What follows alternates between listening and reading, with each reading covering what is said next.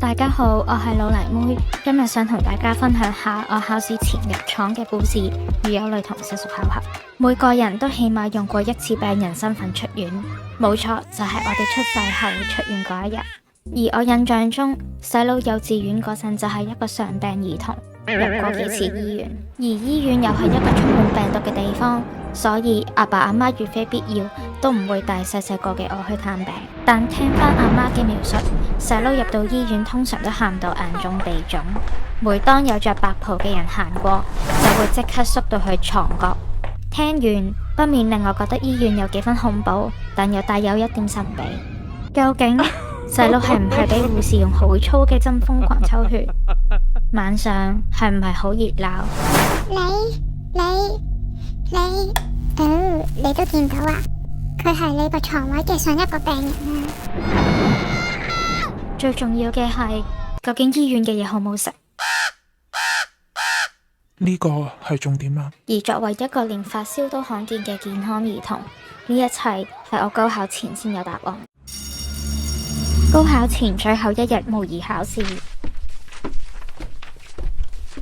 一陣唔可以粗心大意，要記得驅鬼4招。想知驅咩鬼？請按右上角連結。1. 每次題目當全身咁睇。2. 眼睇口跟住讀。3. 每次揭頁對 page number。4. 最後15分鐘由頭揭一次睇有冇做漏。 3 hours later。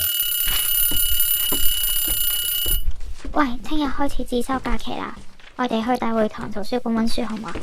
The next day。你肚唔肚餓啊？我哋落樓下食下午茶。好似有少少怪味，但應該都只係調味同我想象唔同啫。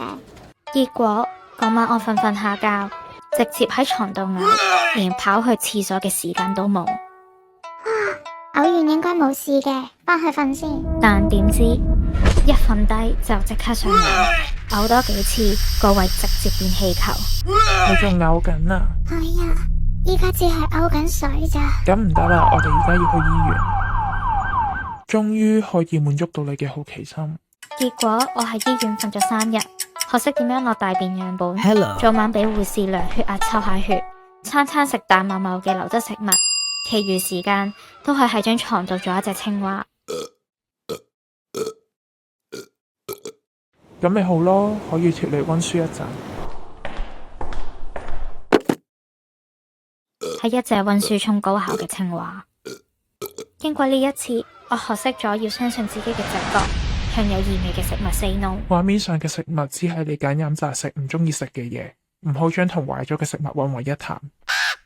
今日嘅故事就講到呢度啦，大家有咩考試前克制嘅經驗可以留言分享一下，下次再同大家分享我嘅故事。中意我嘅故事記得like、share 同 subscribe 啦，下次再見。